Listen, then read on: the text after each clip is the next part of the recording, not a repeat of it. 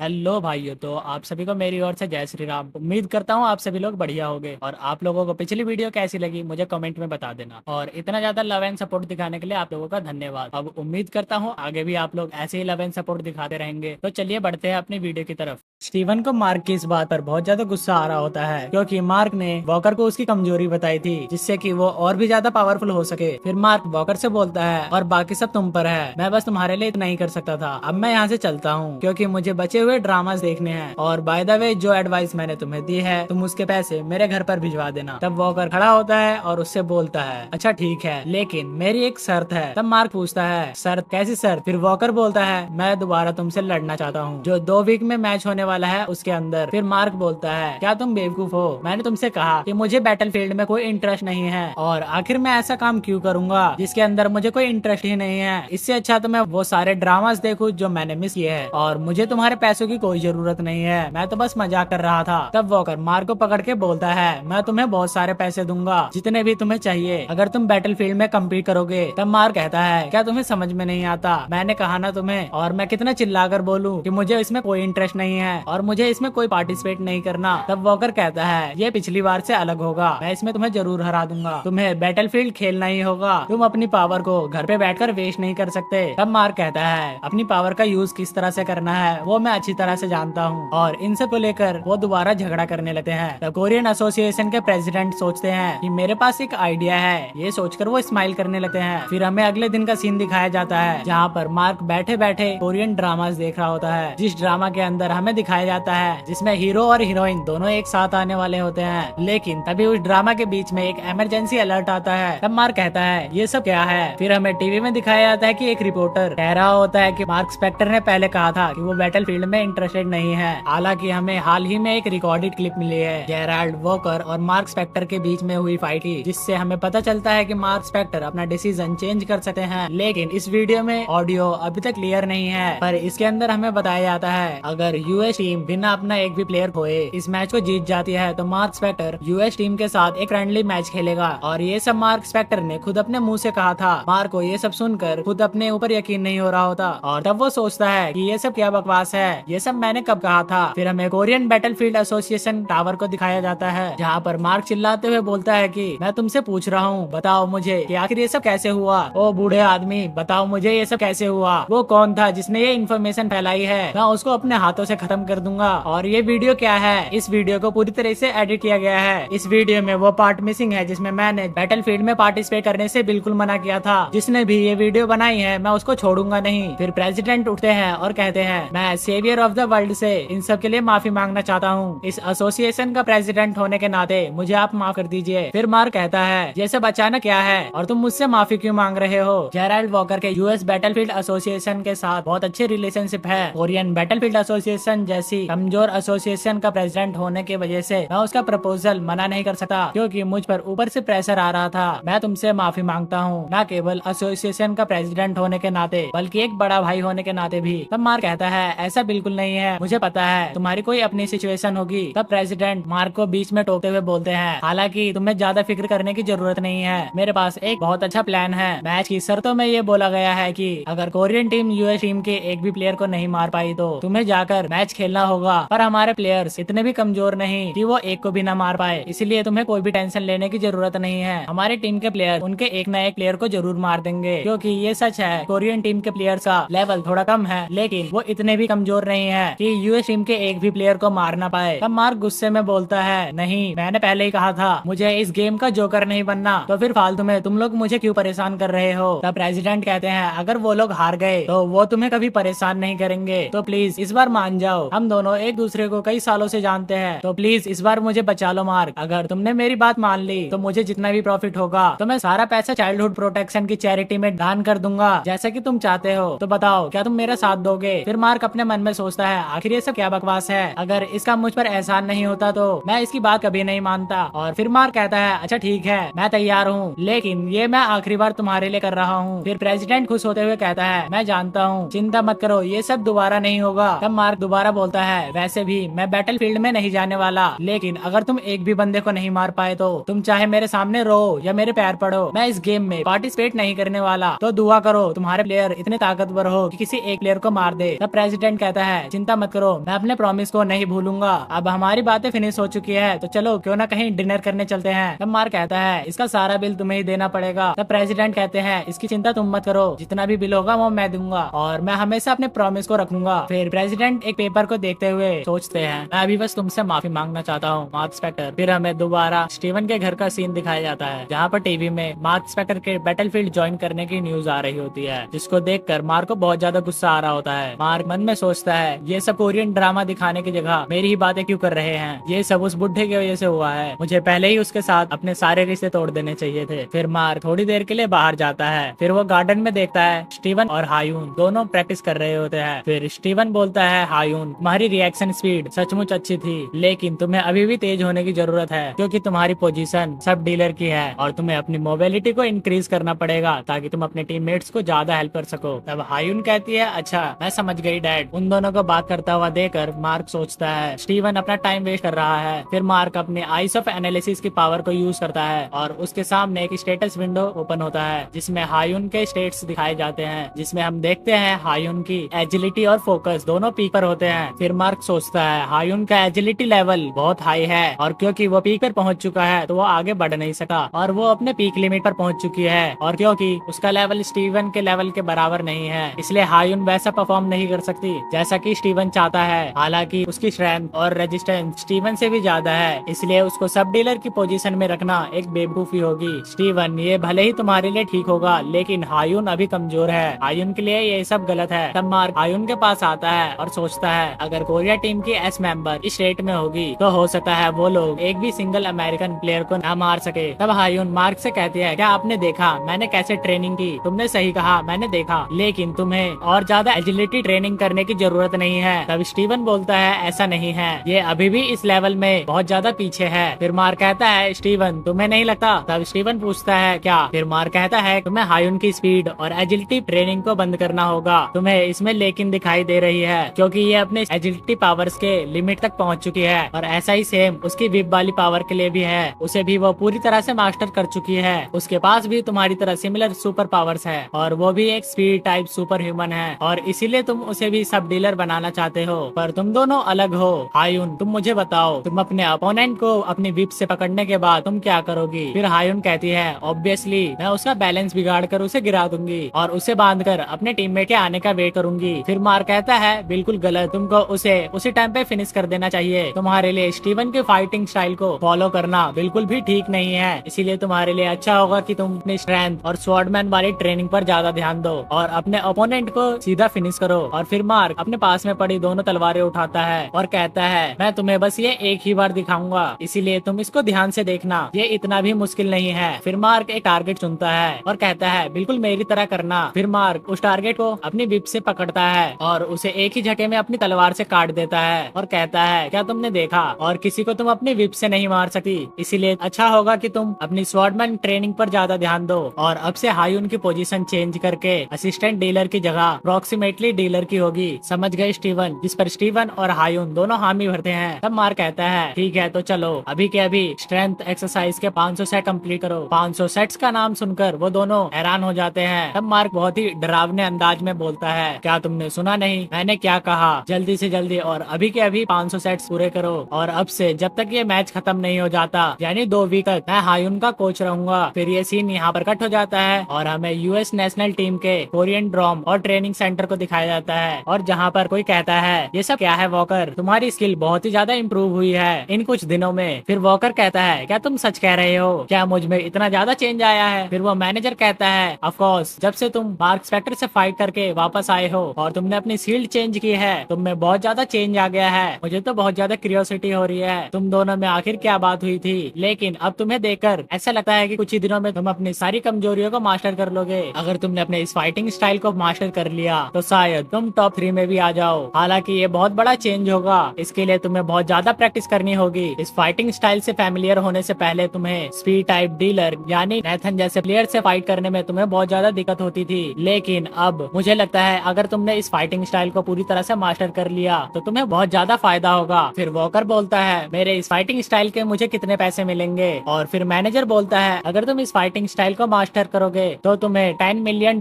मिलेंगे, और अगर तुम स्टाइल को पूरी तरह से मास्टर कर लेते हो तो तुम्हारा कॉन्ट्रैक्ट और रेवेन्यू और भी ज्यादा बढ़ सकता है। फिर वॉकर सोचता है $10 मिलियन, तो इसी बात पर ये सारे पैसों को मार्क स्पेक्टर के अकाउंट में भेज दो। इस बात को सुनकर वो मैनेजर हैरान हो जाता है और वो कहता है ये सब क्या है। फिर वॉकर कहता है ये सब कंसल्टेशन फीस है। फिर वॉकर दीवार पे अपना हाथ रख के कहता है मार्क स्पेक्टर मैं तुम्हें एक दिन बैटलफील्ड के अरीना में जरूर घसीट लाऊंगा। और इसी के साथ हमारा सेकंड एपिसोड यहाँ खत्म होता है। और आप लोगों को वीडियो कैसी लगी अपना ओपिनियन हमें कमेंट बॉक्स में बता देना। तो चलो अब हम मिलते हैं एक नेक्स्ट पार्ट के साथ अगली वीडियो। तब तक के लिए टेक केयर और जय श्री राम।